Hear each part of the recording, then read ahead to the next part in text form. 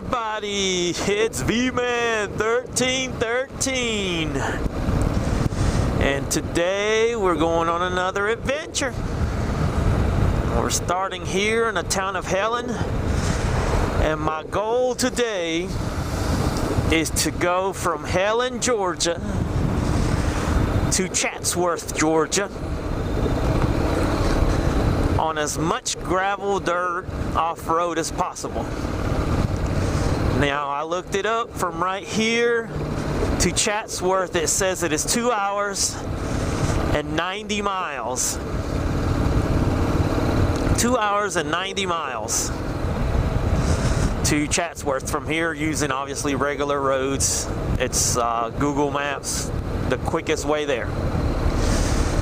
I'm gonna start the clock from here because I think it's just to start where there's gas, since that's sometimes some of our biggest problems is making sure we have enough gas to go off-roading for that far.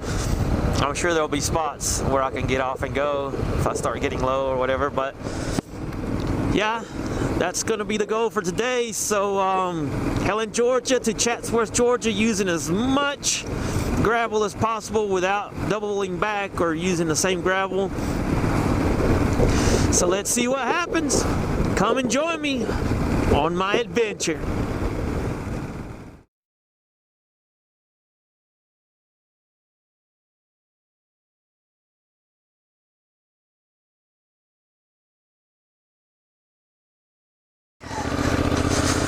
All right, we start part one of our adventure today on Tray Mountain.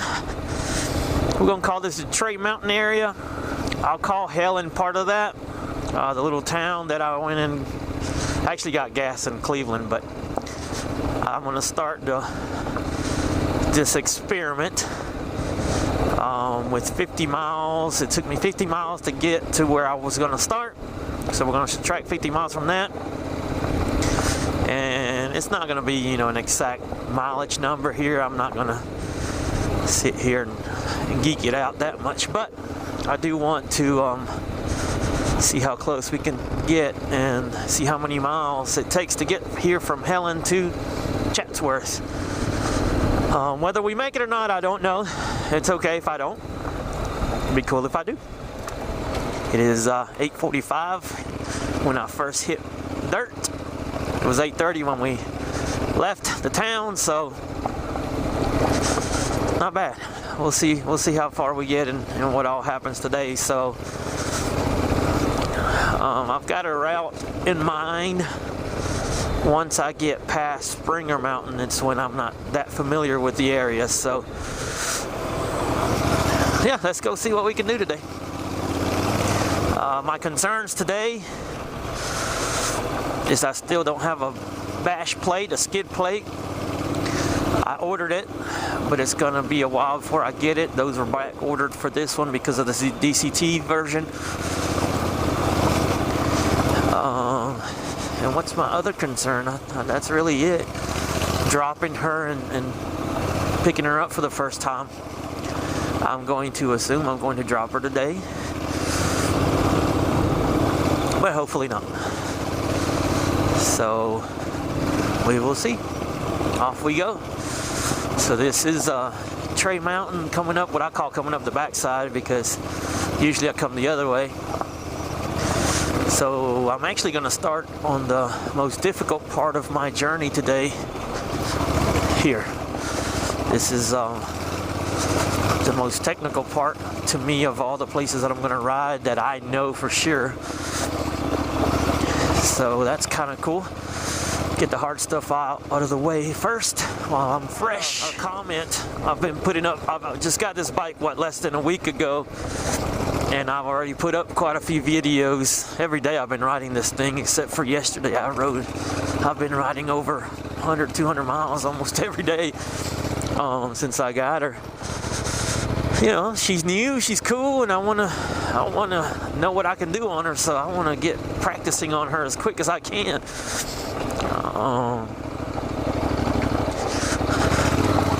While she's fresh. But I had a good comment and concern comment of me doing this by myself.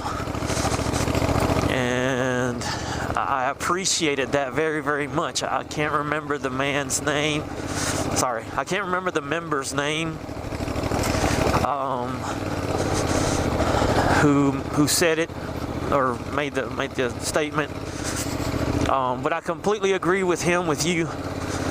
I would much rather be doing this with someone right now, today, whenever I come out riding. I like riding by myself every so often, but especially when I'm learning or things like that.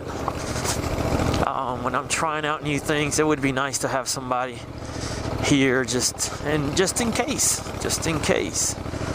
Beautiful little tree. But you know, if I waited for someone to come ride with me, I'd never ride. And it's not a knock to any of my friends or buddies or anything. I just people have lives and people have commitments, which I do too. It's out here in this beautiful day here in Georgia. And again, I say, come along for the ride. It should be a nice, fun day.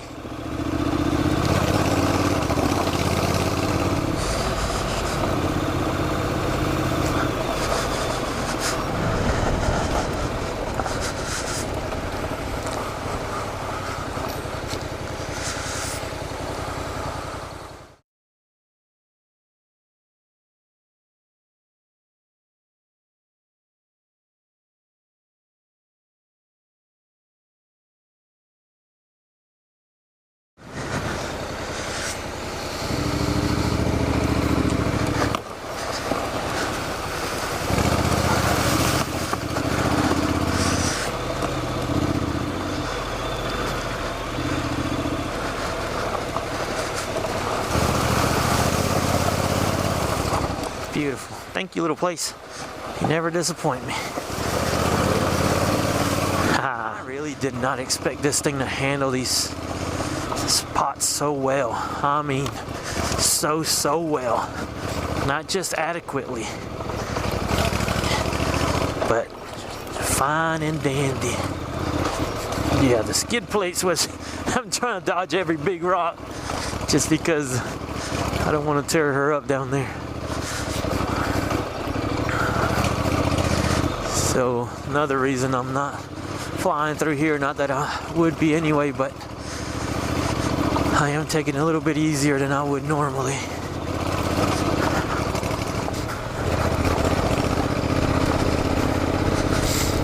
You know, I made some videos called Where I Ride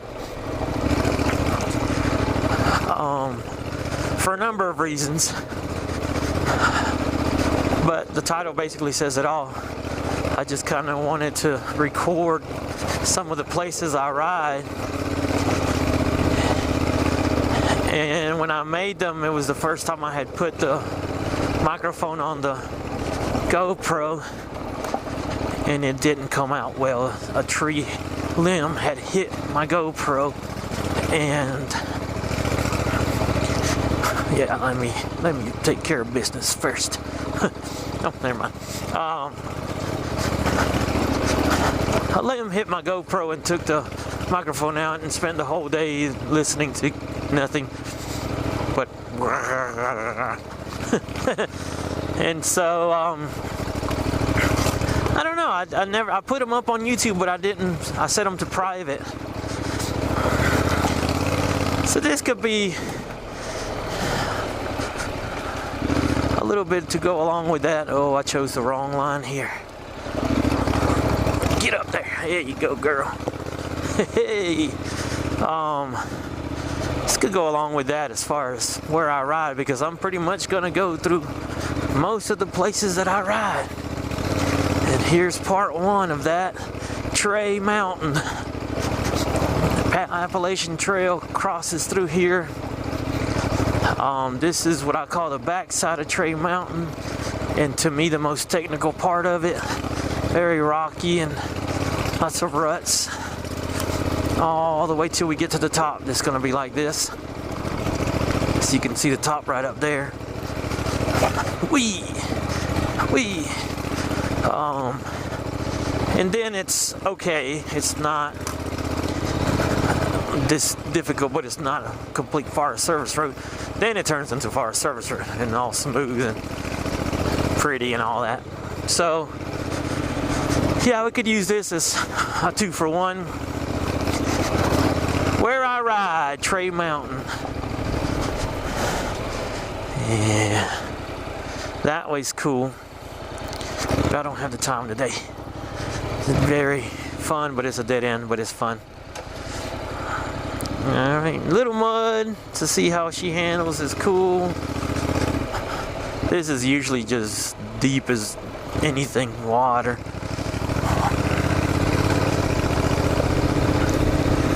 So yeah, if you hadn't watched my other videos, first time you watch me, I'm on a 2014 NC700XD,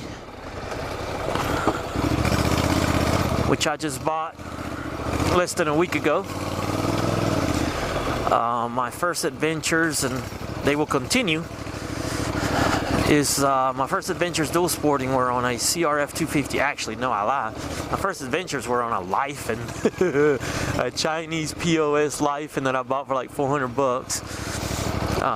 She's dual sport, so she was street legal, and yeah, that's where I started this. And my concern for her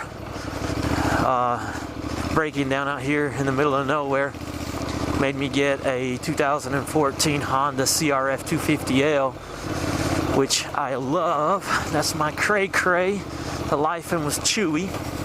That's what I called her.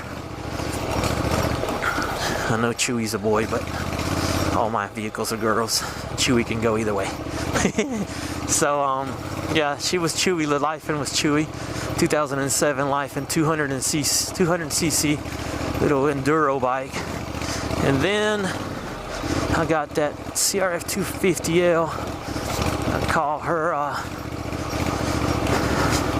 cray, cause she is one crazy chick, man. She takes me everywhere. And then less than a week ago, I just bought this one because I had a street bike, and this is what I've fallen in love doing. Is I like riding the street, okay, but when I ride on the street, it's because either two reasons: I got to get to work, or I got to get to some dirt.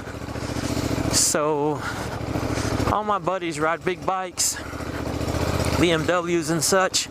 I'm a school teacher. I didn't have that kind of moolah to go with, but this one met my needs the way I wanted to from researching, and so far I bought her with 430 miles.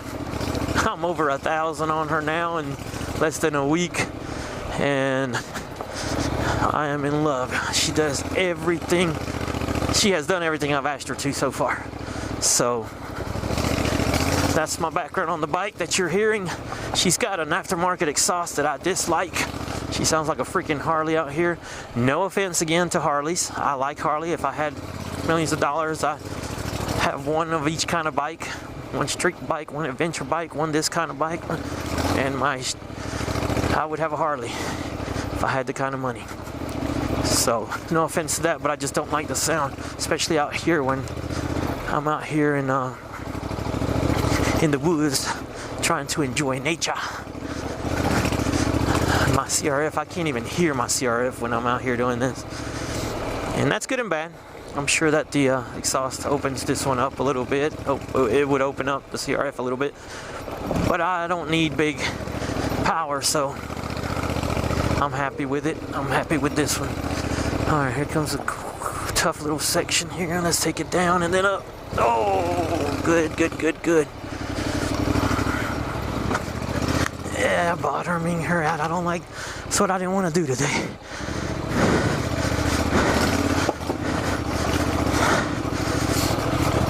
Haven't hit hard, so that's okay. There's some plastic down there. That's the most deepest crap. See? Yeah, that's what I was more afraid of today. I was gonna really try to be careful with that. Whoa! Sandy. Oh, Sandy. Tell me about it, stud.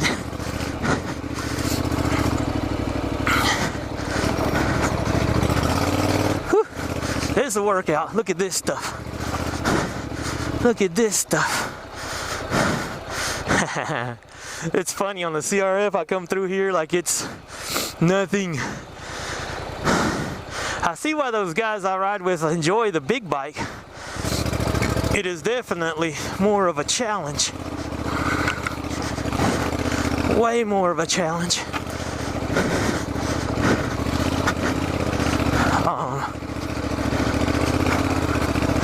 Boy, she's doing it though. And I don't have any confidence missing a skid plate. But, whew. All right. That's the hard stuff. Now, it becomes easier all the way up. It's still a little bit technical, but nothing like that over there. Hopefully I didn't damage much down there. I don't care about scratching up the plastics, but I just didn't want to damage the bottom. Whew, that was a workout. That was fun. Now I can see why those guys like the big bikes. They're a little more challenging. It's a different fun than the CRF.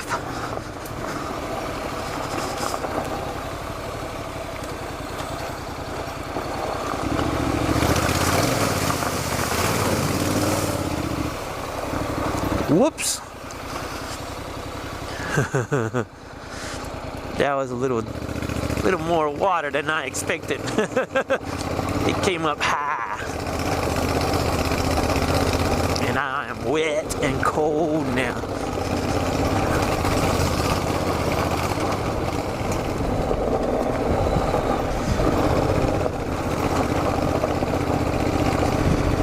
And then back to the top. Just a little further up there was the place we passed the Appalachian Trail. So, not very far up either. I mean, less than a mile maybe, 2 miles at the most. So we cut out that piece that we could have ridden, but I think we got a lot more dirt in going the route we went, even jumping on the road for about, what, 5 miles or so. It was worth it.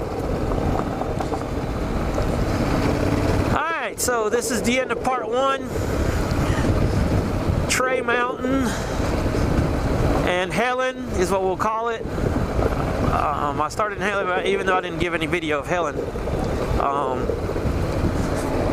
Trey Mountain just north of Helen. And since I gassed up,